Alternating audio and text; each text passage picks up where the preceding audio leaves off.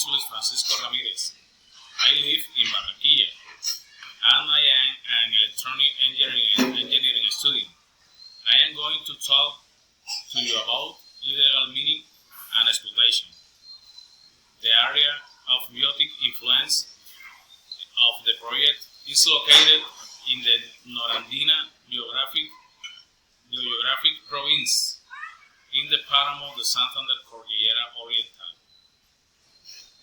geographic district, which has 29 ecosystems of natural origin.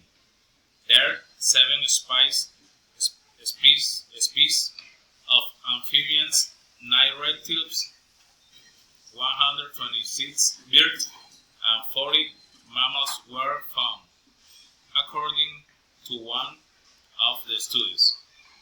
The core behind this project was through different aspects. For several years, the moors have become the epicenter of discord when it comes to natural conservation and economic development. Environmentalists and some political leaders are not completely taking in by the idea the country is behind on the economic model that could put the health of this strategic ecosystem, which supply water of 17%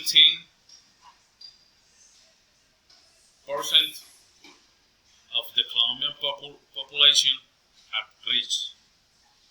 Every mega mini project drastically affects the abiotic and socioeconomic components.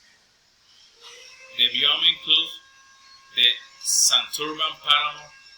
Should they develop their project under the line that was drawn to limit it.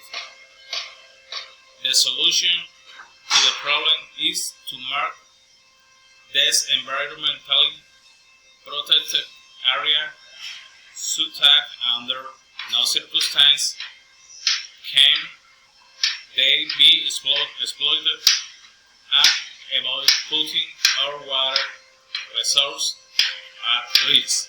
Thank you very much.